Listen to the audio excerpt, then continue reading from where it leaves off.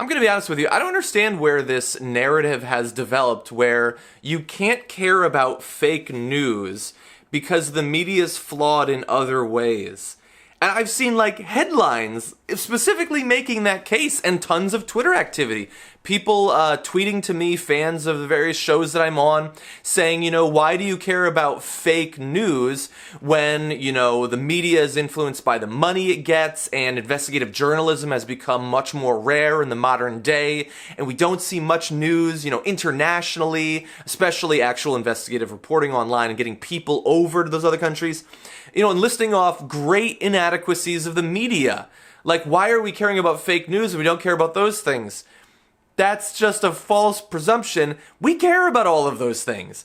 Now, I'm not saying that everybody cares about those things, and there are a lot of people, especially those who are wedded to those traditional forms of media, the mainstream media, especially on TV, that they're not going to criticize the media's flaws in that way because they're part of those flaws. But I get to, and various other people, especially online, get to. It's not hypocrisy. We do care about all of those things. We talk constantly, exhaustively about all of those things. And I'm going to continue to do that. And I don't see why, simply because the media is fucked up in a whole bunch of ways where they like to have sort of false equivalency of having, well, if we have a person who likes this candidate on, we have to have some guy who supports the KKK on as well. Simply because they do those sorts of bullshit things doesn't mean we shouldn't be worried about the rise of fake news. We can care about both of those things, all of those things, and we should, and I will.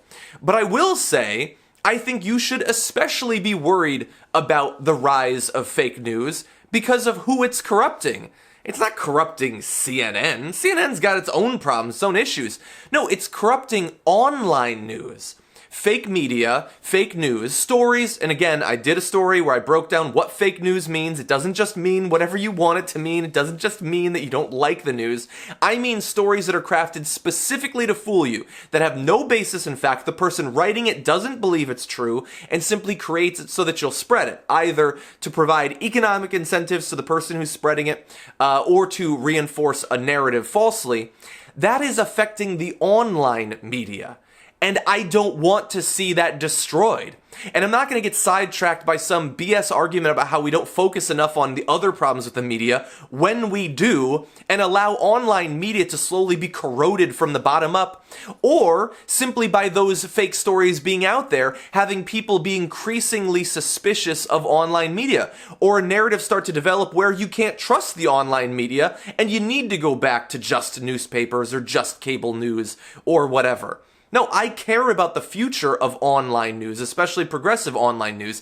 I'm not going to see it get destroyed while we get into these stupid tangential arguments about what our priorities should be. We got a lot of time. We can make as many videos as we want. We can address money affecting the media. We can address investigative journalism. We can address all of these things, and I will. And I'm not going to see a bunch of totally BS news start to infiltrate throughout Facebook and Twitter and make people lose interest or develop apathy about online news at its base. That needs to be fought, especially now that it's still in its incipient state. If we wait 5 or 10 years, it's going to be as hard to root out as all of these other problems that we've been fighting for fucking decades. And I'm not going to stand by and watch it happen.